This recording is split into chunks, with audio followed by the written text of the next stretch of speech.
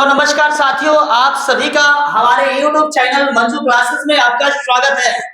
मैं राजू कुमार यादव आप सभी के लिए पॉलिनोमियल यानी बहुपद के इंट्रोडक्शन जो चल रहा था उसी से रिलेटेड मैंने कुछ महत्वपूर्ण बातें लेके आया हूँ।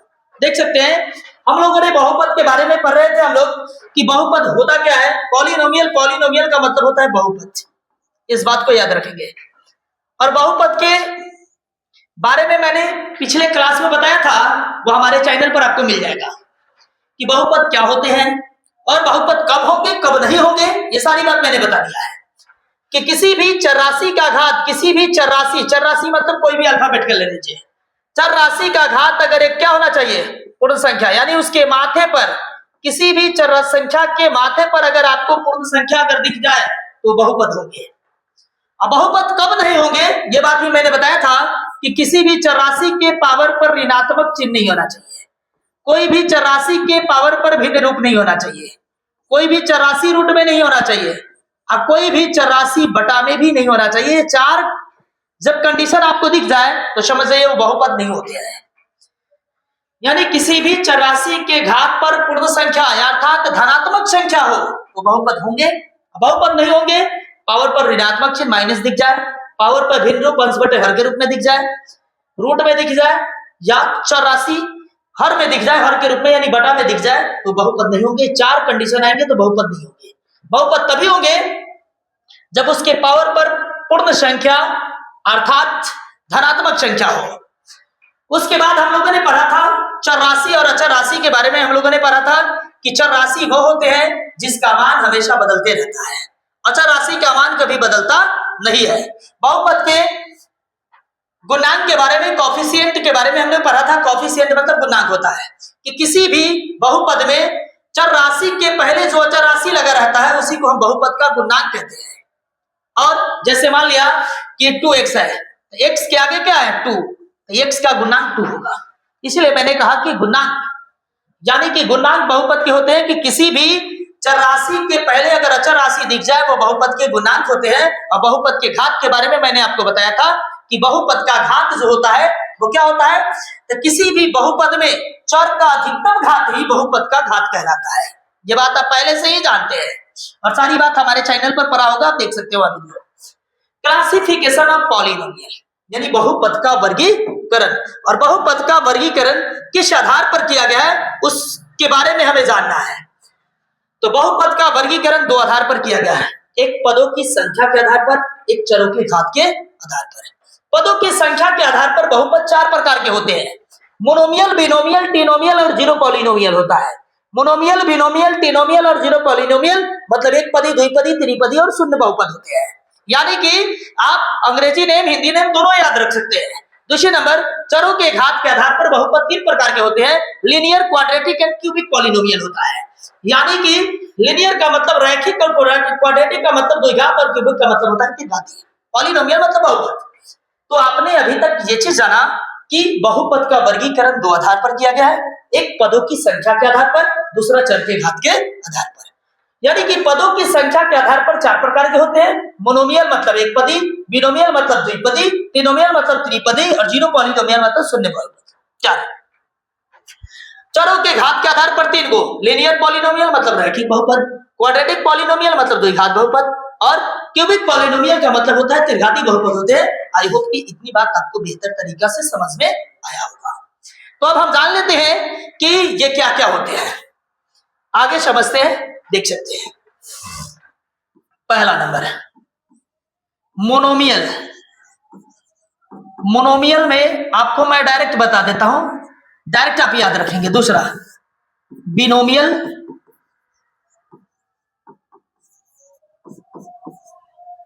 और तीसरा जो होता है ट्रिनोमियल होता है।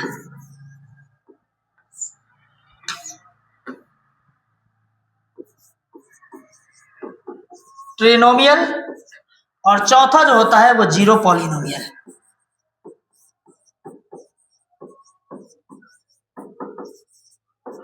मैं फॉर एग्जांपल से ही समझा देता हूं, सीधे आपको याद रखना है। चाहे वो केवल x रहे या 2x रहे या एक देखिए ना, मैं लिखा देता हूं, या 2x रहे या 2x² रहे या 3x क्यों रहे, एटीसी कुछ भी लिख सकते हैं। यानी कि जिस बहुपद में केवल एक गो पद हो, तो जिस बहुपद का केवल एक गो पद हो उसी को हम कहते हैं एक पदी, यानी कि मोनोमियल कहते हैं। तो देख लीजिए, एक गो पद है, एक गो पद है, एक गो पद है, एक पद दिख जाए उसे एक पदी बहुपद, और जिसमें दो गो पद दिखे द्विपदी, तीन गो पद दिखे तीन पदी, और जिसके प्रत्येक गुणांक अगर शून्य होगा उसे हम शून्य बहुपद कहते हैं। इस बात को याद रखेंगे। तो देख लीजिए, x + 5, y - 2, या इसी को लिख दिया जाए x² - 3, या इसी को लिखा रहेगा 2x² - 5, या इसी को लिख देंगे 3x³ - 7 etc। कुछ भी रहे उससे हमें मतलब नहीं है।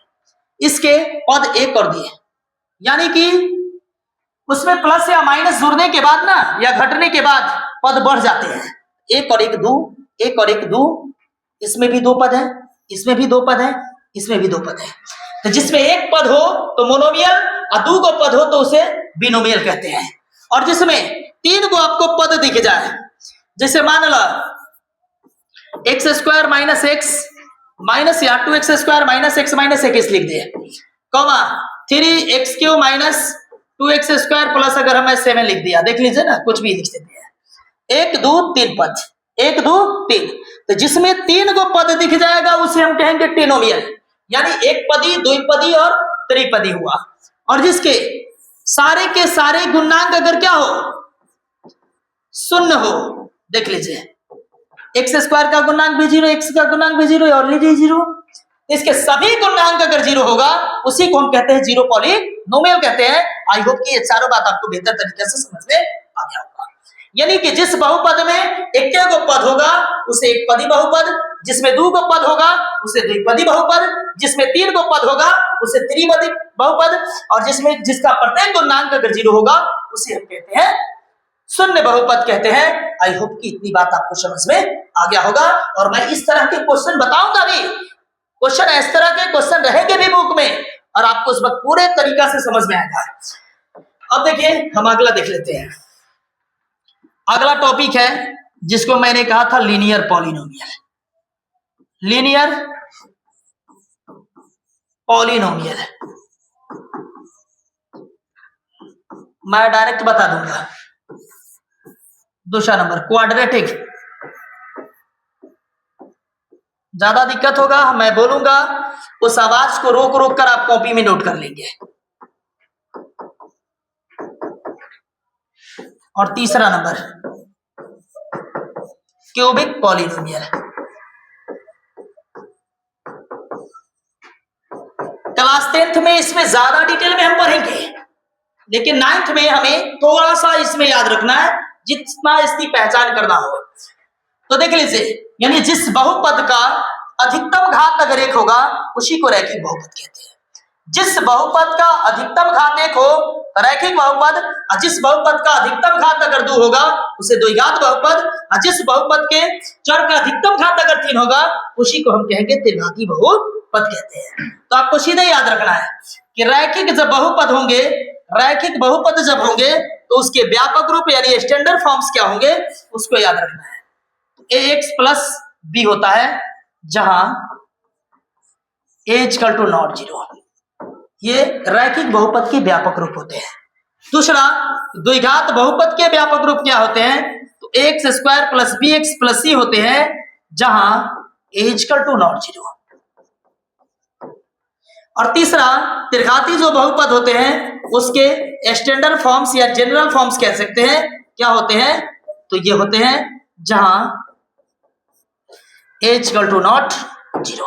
ये तीन बात याद रखेंगे कि जिस बहुपद का अधिकतम घात इसके चर का घात 1 रहेगा उसे रैखिक, a और b क्या है तो वास्तविक संख्याएं हैं, और x क्या है तो चर राशि है।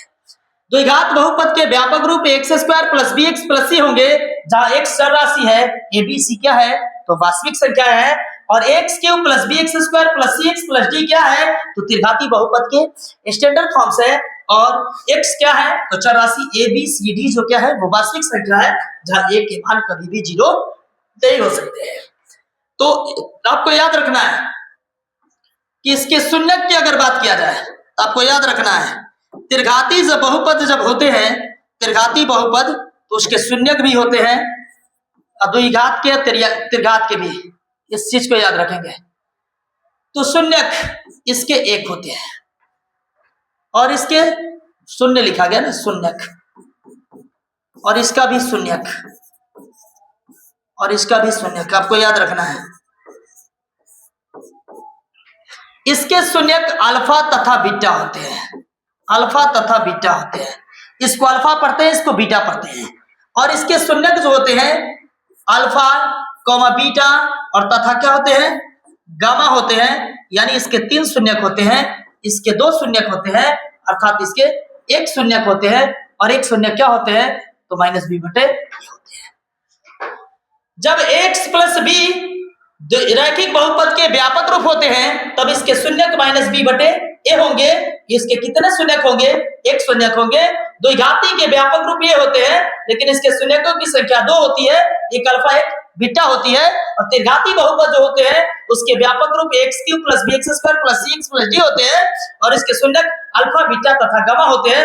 यानी इसके शून्यकों की संख्या 3 होती है और बहुपद के घात पर ही वो निर्भर करते हैं कि उसके शून्यकों की संख्या कितनी होगी। यानी बहुपद के जितने घात होंगे उसके शून्यक भी उतना ही होंगे, इस बात को याद करेंगे। रैखिक का एगो घात है इसलिए शून्यक भी एगो, एक 2 गो अधिकतम घात है तो शून्यक भी 2 गो, इसका अधिकतम घात 3 गो है, इसका शून्यक भी 3 गो है। आई होप कि इतनी बात आपको बेहतर तरीका से समझ में आया होगा, कहीं से दिक्कत नहीं हुआ होगा। ये पहचानने के नियम है, आपको सिर्फ यही याद रखना है। 10वां में चलेंगे तो इसका पूर्ण डिटेल पढ़ेंगे।